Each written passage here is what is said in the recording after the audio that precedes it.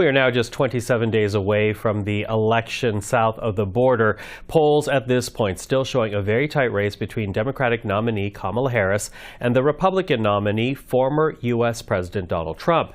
Not surprisingly, Canadians are watching closely as well for a number of reasons, among them economic, as we are hearing some very protectionist language being used in the American campaign. If you don't make your product here, then you will have to pay a tariff, a very substantial tariff, when you send your product into the United States. And we will take in hundreds of billions of dollars into our treasury and use that money to benefit the American citizens, and it will not cause inflation. Now, that talk of tariffs would certainly have an impact on Canada's economy, but the U.S. economy would also be hit, a fact highlighted by a new report from the Canadian Chamber of Commerce. Trevor Tombe is a professor of economics at the University of Calgary. He authored that report and joins us right now. Trevor, good to see you. Thank you for being with us. Great to be here. Thanks for having me on. Listen, let's start by saying that, both candidates have expressed some protectionist ideas, but Donald Trump really receiving the bulk of the attention given his talk about this 10% tariff on anything not made in the United States.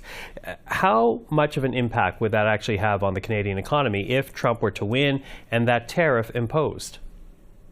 Well, a 10% across-the-board tariff on everything brought into the United States from abroad would not only have economic implications for Canada, but would also be heavily disruptive for the U.S. economy as well.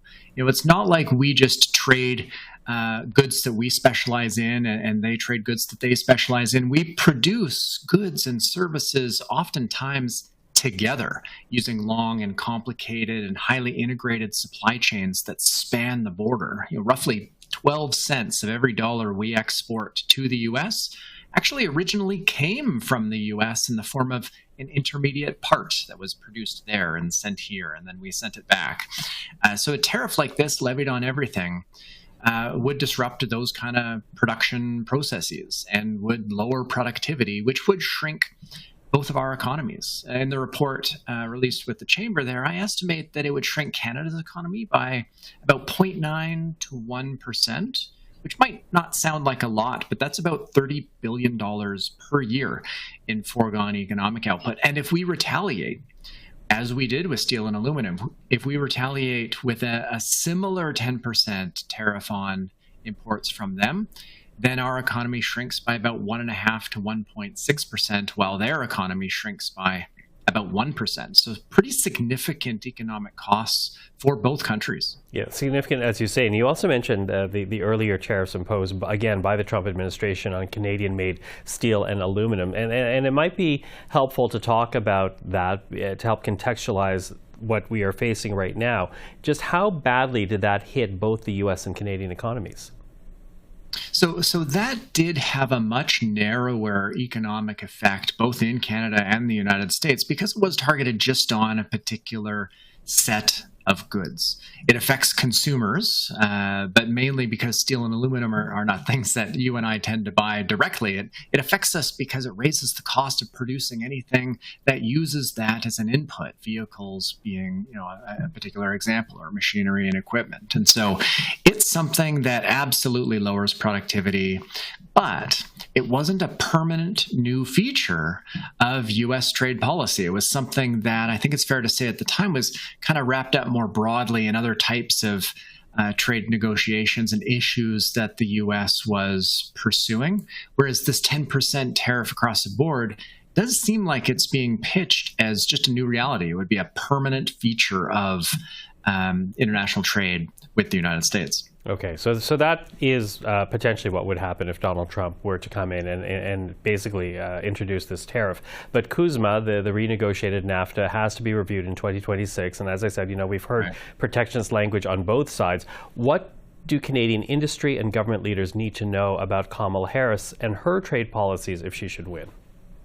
Well, both major parties have moved in a more protectionist direction in recent years under successive administrations. We saw, even following the financial crisis, challenges for Canada around procurement as a part of the stimulus package under former President Obama. We see current President Biden, for example, escalating further the softwood lumber dispute and also creating some procurement challenges with new bills that they've introduced there. And so I think that if Kamala Harris were to become president, we would see, as we have been seeing, continued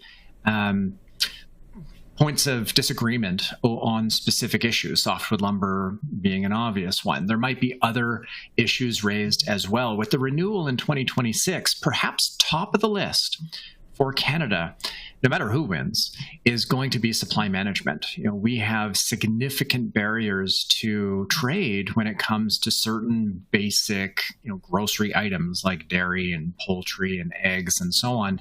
And that's a real source of concern for the United States. Wisconsin, for example, an important swing state, is a major dairy producer. And so both parties do have an interest in trying to liberalize the Canadian agricultural market. And so I think that's going to be one particular area to watch, again, regardless of who wins. Mm-hmm. During the emergency phase of the COVID pandemic, there was so much talk, and really the months and the years after, about securing supply chains. Are you surprised that we're now actually having this kind of protectionist discussion, given the recent history of that?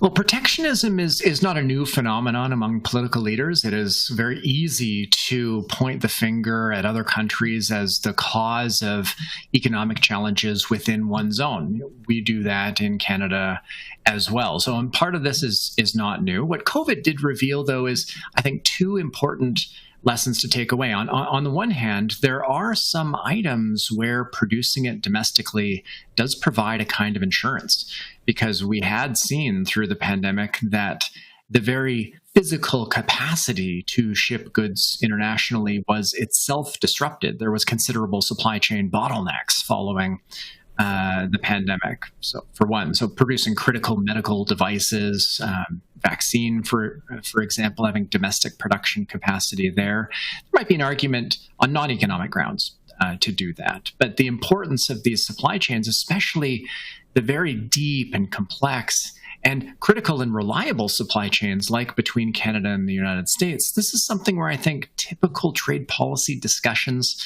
in the political area especially do tend to miss that the economies are really deeply intertwined, and it's not straightforward at all, certainly not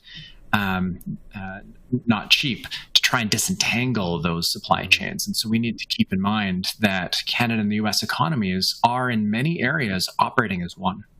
Trevor Tombe, really appreciate that. Thank you for that report. Trevor Tombe from the University of Calgary. Thank you.